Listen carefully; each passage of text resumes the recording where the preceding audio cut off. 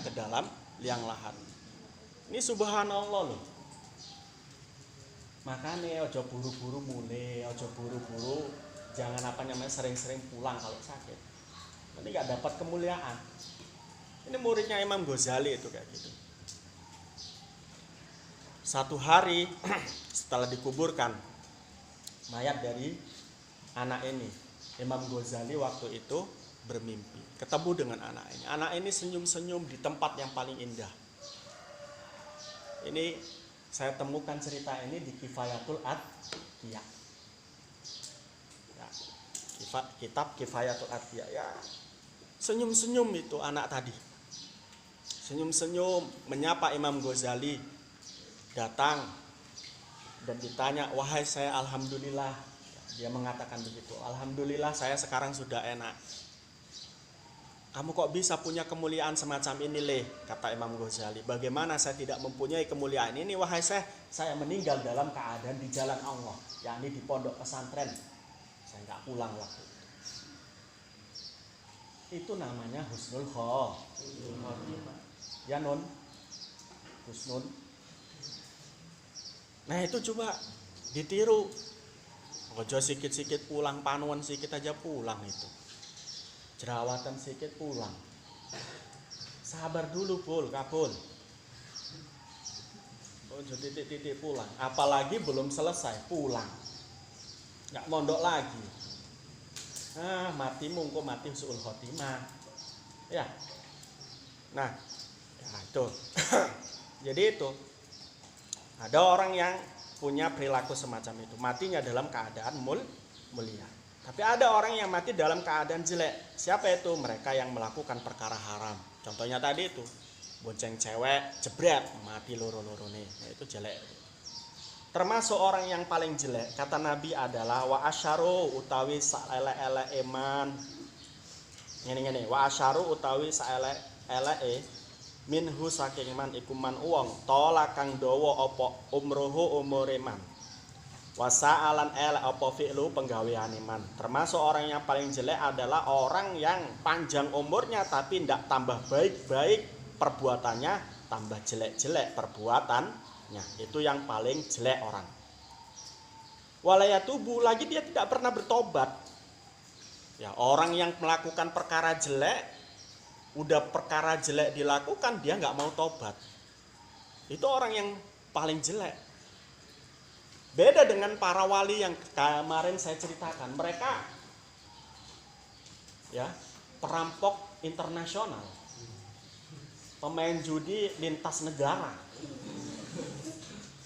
ya kan, menjajah perempuan lintas ras, Eropa, Timur, Asia, dijajah semua. Tapi pada gilirannya mereka bertobat. Tobatannya tobatan nasuha. Jadi seorang wali.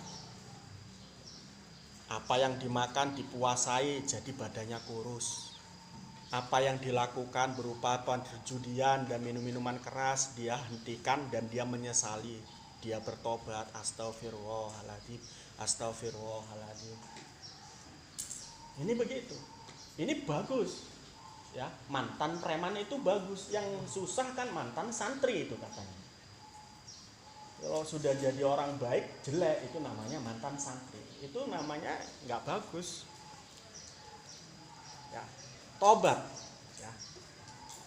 Walayatubu an amma nahahu. Walayatubu lan ora tobat sapa man amma saking perkara nahahu kang nyegahu ing man sapa Allah. Wa huwa utawi man iku yatma'u menginginkan atau tomak ngarep-ngarep bimagfiratihi ing dalem magfirane Allah atau ampunane Allah. Wa asyarulan luwe elek-elek ema, wa asyarulan luwe elek-elek minhu saking man iku man wong adharo kang nampakake sapa man sedekah ing sedekah li akhihi kedue dulure man al muslimi kang muslim wa yudabbiru lan ngeling-eling lahu kedue sedekah atau lahu kedeman apa khilafuha sebalike sedekah. Termasuk orang-orang yang jelek adalah orang yang memberi kepada orang lain tapi nampakkan pemberian itu kepada orang lain dan menganggap jelek orang yang tidak memberi. Jadi wong sing pamer, sing nganggep elek, wong tidak pernah memberi itu jelek. Itu jelek. Sejelek-jelek orang. Jadi bagaimana?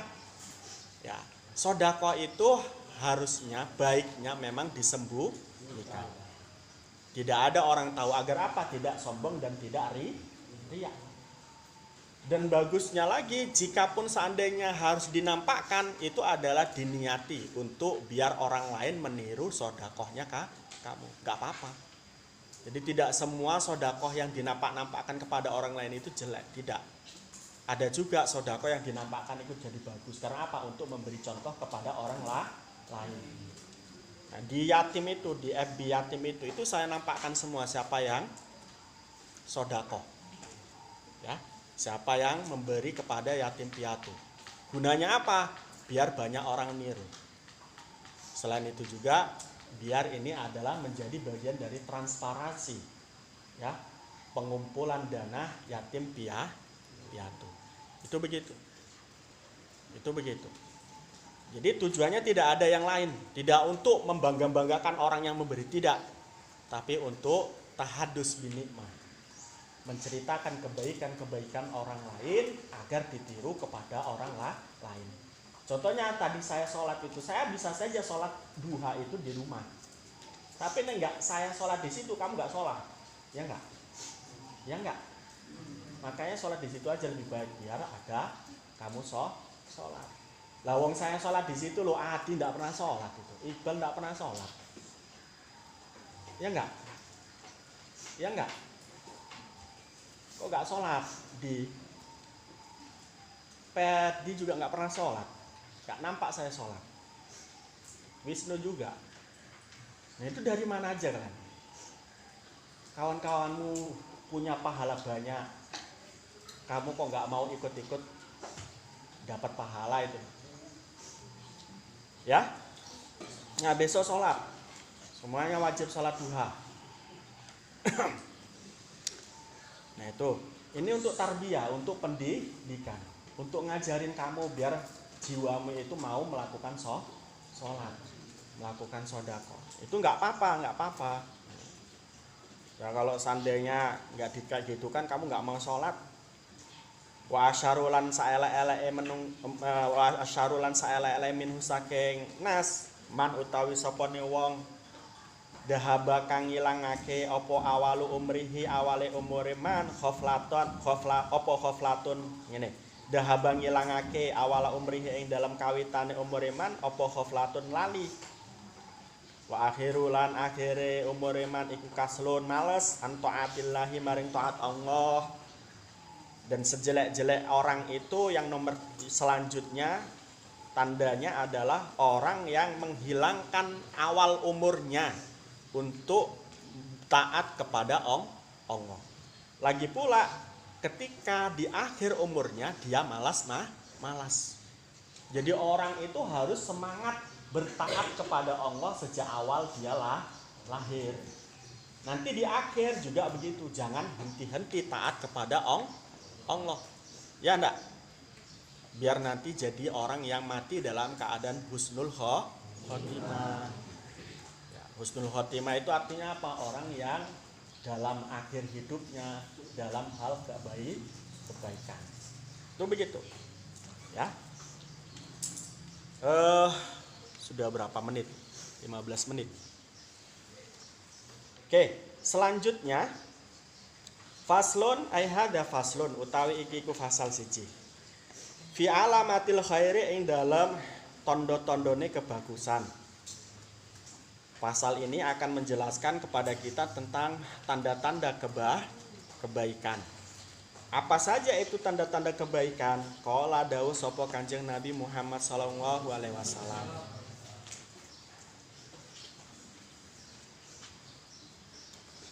Alamatu sobrih utawi alamate kang sobri. Enggak. Wa alamatu sabri utawi alamate sabar. Sabar itu apa? Sabar itu apa? Tabah terhadap cobaan, tabah terhadap maksiat, tabah terhadap taat. Itu sabar. Tanda-tanda sabar itu satu, husnus sari roti. Wah, makan sari roti dong. Husnus sari roti, sebagus-bagusnya roti sari roti. Enggak. Husnus sari roti iku bagusnya lumaku.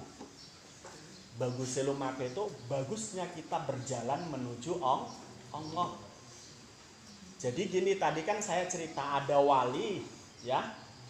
Ada wali menuju Allah dengan perkara-perkara haram dulu. Ya enggak tadi? Kemudian dia bertobat. Ternyata itu enggak lebih bagus dibanding seorang wali yang dari awal dia melakukan kebaikan. Ya? Paham maksud saya? Jadi jangan pernah katakan, "Weh, aku tak niru wali kola. Sing akeh maksiate, nanti ketika saya sudah tua tobat." Yo nek sampai tua urung-urung.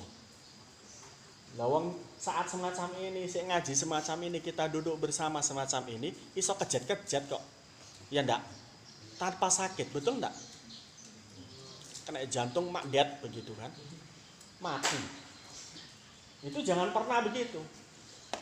Ah, tak maksiat lah, tak pacaran. Kok kan kalau sudah pacaran saya tobat. Oh, awas gue. Ya itu tadi ada orang pacaran tadi di tengah jalan mati. Ya. Orang yang menuju perkara jelek, kalau mati matinya suul khotimah. Paham? Jelek itu. Contohnya, ada orang berniat mau ke Jogja. Mau ke Jogja dia mau pacaran di sana. Di tengah jalan dia tabrakan, mati. Suul khotimah. Tapi ada orang mau ngaji, mau pergi ke pondok, di tengah jalan kok kecelakaan, meninggal. Nah, itu namanya husnul khotimah. Karena tujuannya bagus. Ya, karena tujuannya bagus. Tapi sebaliknya kalau tadi itu jelek, maka akan menjadi jelek. Namanya su'ul khotimah itu nanti matiannya. Nah, orang yang menuju Allah dengan cara yang baik itu adalah tanda-tanda sabar. Kenapa dia dikatakan orang sabar? Dia sabar. Contohnya ngaji, nggak enak. Ya nggak enak kalau nggak jawil-jawilan kayak si Raffi. Itu coba nek sabar. Pasti diam kayak yang di depan ini. Yang di depan ini sabar menjaga mulut. Mau ngomong tapi nggak diomongkan. Ya nggak? Mau jawil-jawilan tapi sabar si kuai lah. Nek wis neng kamar. Ya neng kamar jungkel-jungkelit ya kan, jengking dan lain sebagainya, tekarep. Nek neng ngajian sabar sih. Itu namanya sabar fitoah. Kita sholat tadi nggak enak sholat itu, betul nggak kawan-kawan? Wiridan tadi enak nggak? Sholat maktubah enak nggak? Abang, subuh-subuh dibangunkan enak nggak bang? Nggak enak, tapi kita harus sabar melakukannya. Begitu juga kalau maksiat, contohnya, saya punya HP, punya pulsa, punya kuota, mau SMS pacar saya. Ini nggak sabar pasti SMS-an, tapi kalau sabar nggak usah SMS. Ada orang punya uang jutaan atau miliaran uang, dia mau berzina dengan perempuan lain. Ketika dia sabar nggak jadi berzina, wah itu namanya sabar. Jadi sabar itu fitoah dalam ketaatan. Contohnya tadi ketika kita sholat, nggak sabar pasti nggak selesai. Udahlah segini aja 1 rakaat, padahal sholatnya 4 rakaat, sholat duhur itu. Nggak sabar pasti kita keluar dari sholat atau membatalkan. Tapi nggak kita sabar kemudian selesai. Toat, sabar fi toat, sabar fil maksiat, sabar dalam hal maksiat. Contohnya pingin ngomong sama kawannya, cerita-cerita sama kawannya ketika ngaji diempet, itu sabar dalam maksiat. Sabar maksiat contohnya lagi punya uang banyak, pengen beli perempuan yang berzina. itu kemudian tidak jadi, itu namanya sabar fi maksiat. Tidak jadi maksiat itu namanya sabar dalam melakukan meninggalkan maksiat. Terus sabar fil baliyat, sabar ketika kita dicoba sama Allah, ya enggak? Anda dicoba sama Allah enggak? Masih 2 minggu, 3 minggu, 2 bulan sampai 1 tahun tangannya korengan, betul? Apa namanya? Budigan. Nah, itu dicoba. Nek nggak kuat, aduh, mak, saya pulang aja tengok tangan saya. Mamamu, bapakmu sih nggak ngerti bahwa itu adalah ujian, pasti, yuk pulang aja deh. Memang di pondok kemproh. Wah. Enggak, itu cobaan. Itu stempel pondok. Ya. Nek awakmu jadi santri, diakui jadi santri, di stempel. Ujiannya apa? Itu tadi. Jadi stempel itu maksudnya adalah ujian. Dicoba, ngono loh. Kamu mau naik kelas itu kan ada ujian toh? Ya enggak? Jadi kamu ini diangkat derajatnya sama Allah. Dikasih sakit-sakit, ya enggak? Walau masuk rumah sakit. Iya. Kasih sakit-sakit, dikasih menderita. Bersedia Anda menderita di pondok. Nah itu namanya cobaan. Belum lagi dicoba sama kawannya. Ada yang modelnya kayak gini, ada yang kayak gitu, ada yang bandel, ada yang diem aja, kan gitu kan?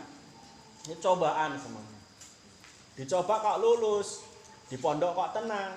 Nah itu baru keren. Itu namanya sabar. Sabar fil baliyat. Sabar dalam menghadapi cobaan. Jadi orang yang sabar itu mempunyai alamat atau tanda, yakni apa? Bagus jalan menuju Allahnya. Dia mendekatkan diri kepada Allah itu bagus. Yang kedua, wa husnil khidmati. Bagus ia meladeni masyarakat, bagus ia meladeni Allah. Loh, Allah kok diladeni? Dalam tanda kutip, loh. Majasnya begitu. Bagaimana kita meladeni Allah? Kita sholat, itu meladeni Allah. Wa ma khalaqtul jinna wal insa illa liya'budun. Kita ladeni Allah. Maksudnya ngeladeni ini adalah mengikuti perintahnya. Kita ladeni Allah, kita pelihara anak yatim. Ya enggak? Ya enggak? Karena anak yatim itu adalah tadi keluarganya Allah. Itu begitu. Itu ngeladeni. Termasuk ngeladeni Allah adalah belajar agama semacam ini.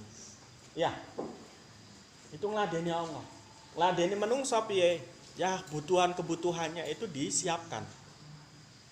Mulai dari kalau seandainya masyarakatmu butuh ilmu, kok ilmu yang dibutuhkan itu sesuai dengan kepintaranmu, kehebatanmu atau skillmu.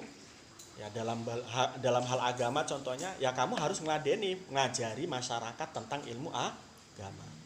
Kalau kamu bisa yang lain, contohnya apa-apa, itu bisa itu.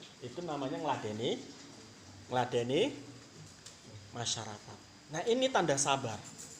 Begitu juga termasuk ngeladeni, termasuk juga husnul khidmah adalah yaitu kamu disuruh atau kamu diperintahkan untuk nyapu rumahnya yai.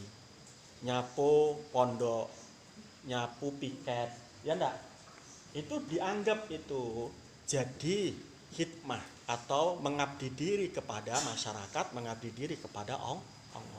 Ini nanti sabar. Sebab hal tersebut itu kalau nggak sabar pasti nggak dilakukan, betul? Ya nggak? Si piket-piket nggak dilakoni gitu loh. Ya nggak? Iya itu kayak gitu. Termasuk juga saya ini kalau nggak sabar, ini mungkin ngaji saya cuma 3 menit. Ini karena saya mau ngeladeni kamu. Kamu itu adalah orang yang dimuliakan oleh Allah, maka saya harus ladeni dengan cara belajar bersama semacam ini. Itu begitu. Ini kalau saya nggak ngeladeni kamu, saya nanti ya nggak manfaat.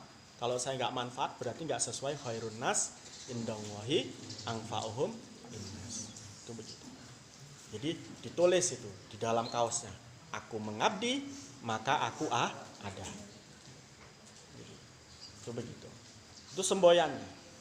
Ya Ali wahai Sayyidina Ali, lil mukmini iku kedhe wong mukmin salah satu alamatin ana telung tondo. Jika kita merasa orang mukmin, kita punya 3 tanda. Kalau kita tidak punya tanda, jadi pertanyaan kemukminan kita. Apa 3 tanda itu?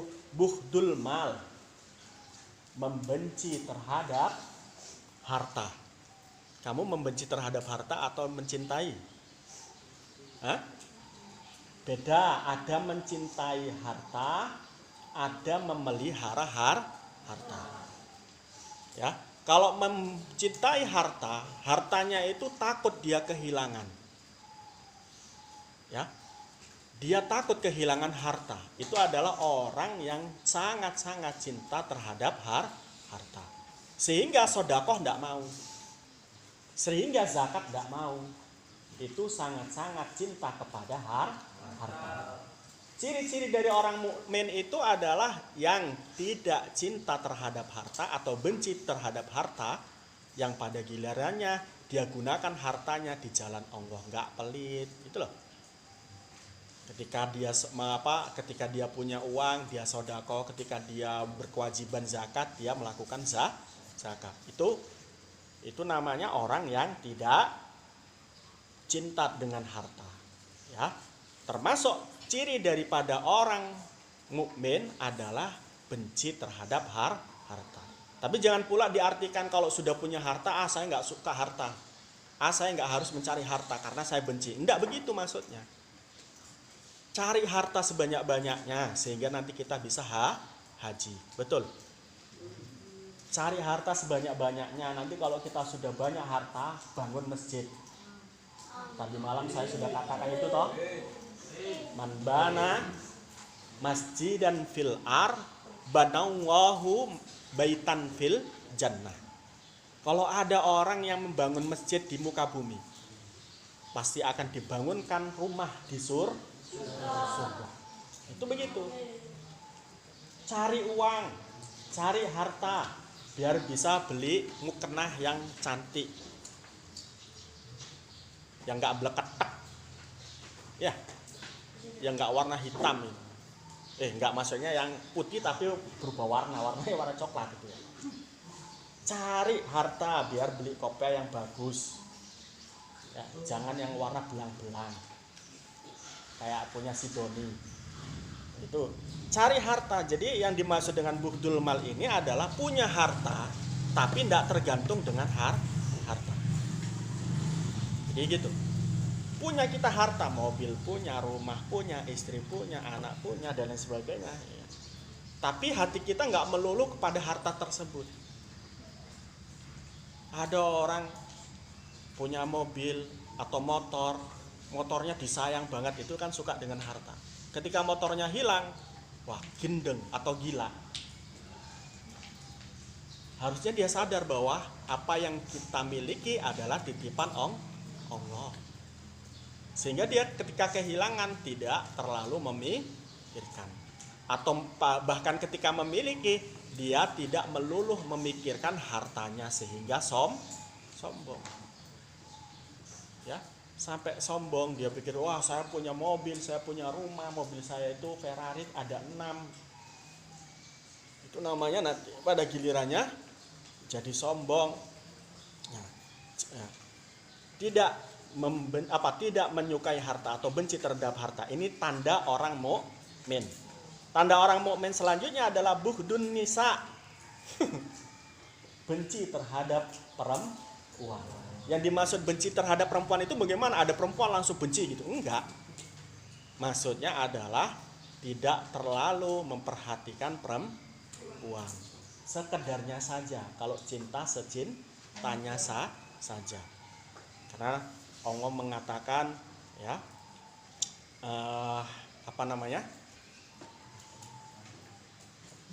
wa asa an takrahu syai'an wa huwa khairul lakum. Wa antu hibba syai'an wa huwa syarrul lakum. Kalau kamu membenci sekedarnya saja. Karena apa? Karena tadi disebutkan, kalau nanti kita benci terhadap sesuatu yang kita benci dengan berlebihan, siapa tahu yang kita benci itu menjadi kita cintai. Ya enggak? Pernah nggak begitu? Pernah nggak? Sama kawannya atau Nafi sama Novi begitu. Pertamanya, sombong kali atau Nafi ini, katanya si Novi. Lah kok wis kenal, ya Allah baiknya si atau Nafi, kata si Novi. Nah itu begitu. Wes sekarang kita tidur bareng ya, gitu akhirnya. Sekamar maksudnya.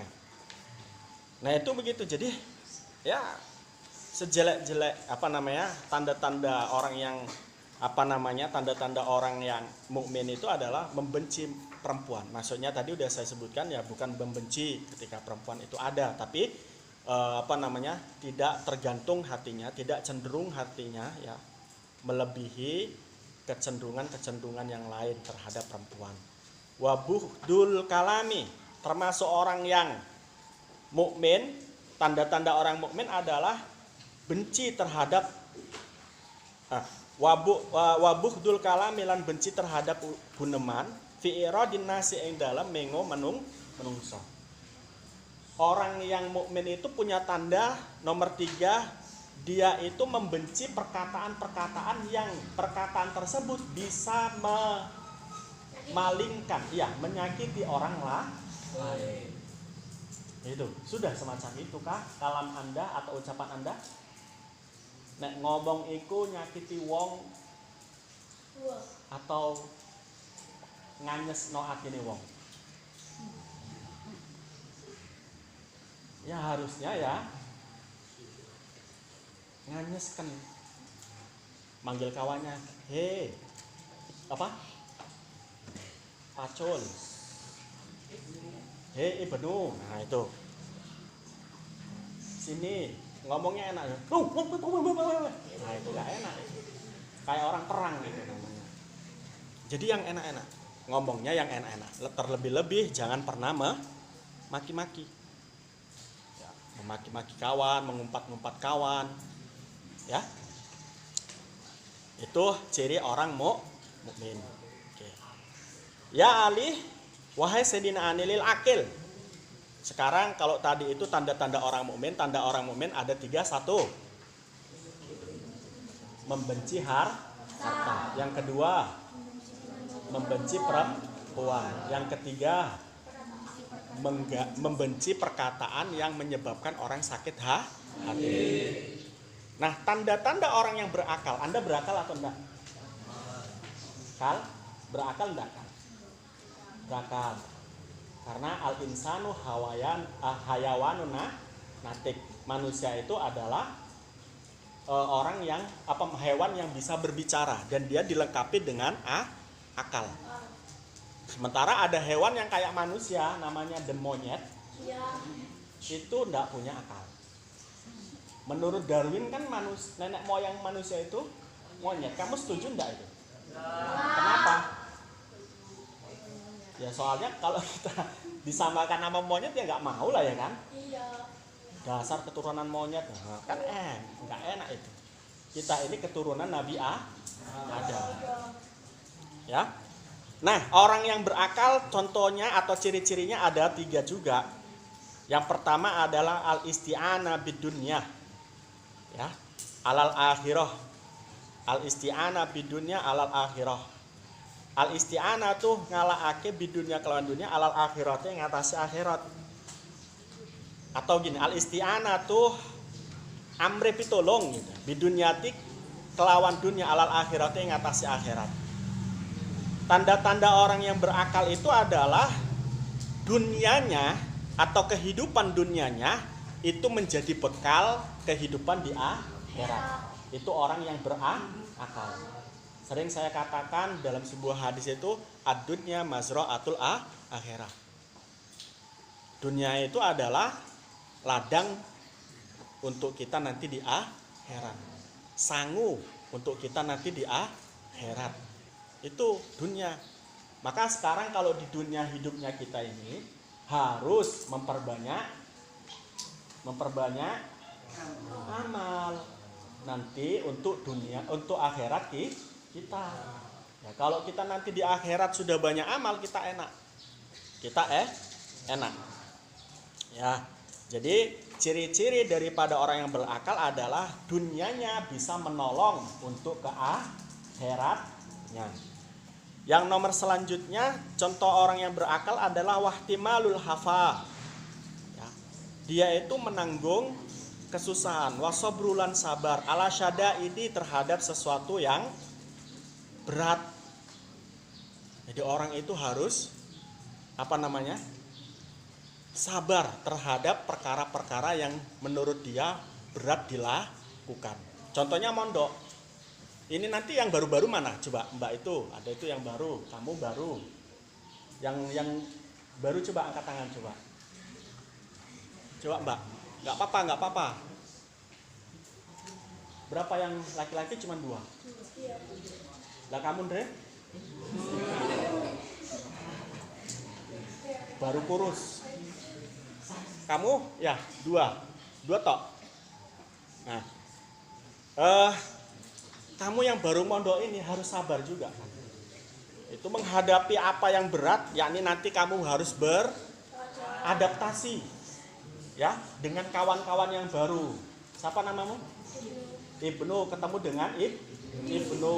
Oh, jeneng saya itu kok disamai, pada giliran begitu. Kamu ganti-ganti nama sana. Nah, nggak boleh begitu. Itu hak asasinya si Ibnu.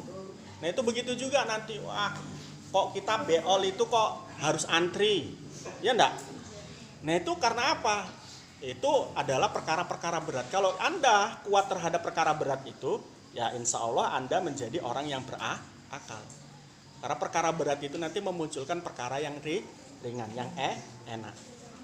Kemudian alamat daripada orang yang berakal selanjutnya atau tanda orang yang berakal selanjutnya adalah wasobru ala syadaidi. Tadi wahtimalul hafa, menanggung rasa gak enak. Itu yang kedua. Yang ketiga adalah sabar terhadap sesuatu yang berat. Jadi orang yang berakal itu yang pertama dunianya menolong kepada akhiratnya. Artinya dunianya menjadi lumbung amal untuk akhiratnya. Yang kedua, contoh alamat orang yang berakal adalah menanggung rasa sakit. Yang ketiga, sabar terhadap ujian. Itu orang yang berakal. Walil alim, Allahu alam bisawab. Kita lanjutkan di hari selanjutnya. Insya Allah besok ya. Besok Minggu ya, libur. Nanti hari Senin baru kita lanjut lagi. Rabbi fanfa'na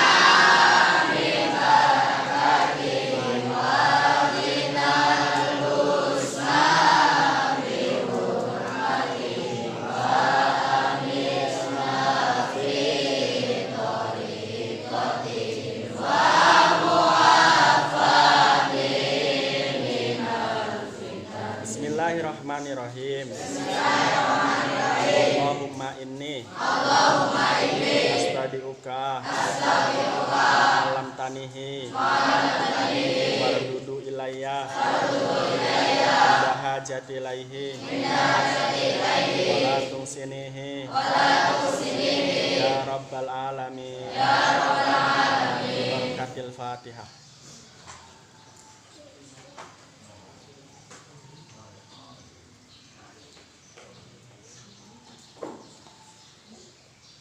Mudah-mudahan bermanfaat. Assalamualaikum warahmatullahi wabarakatuh.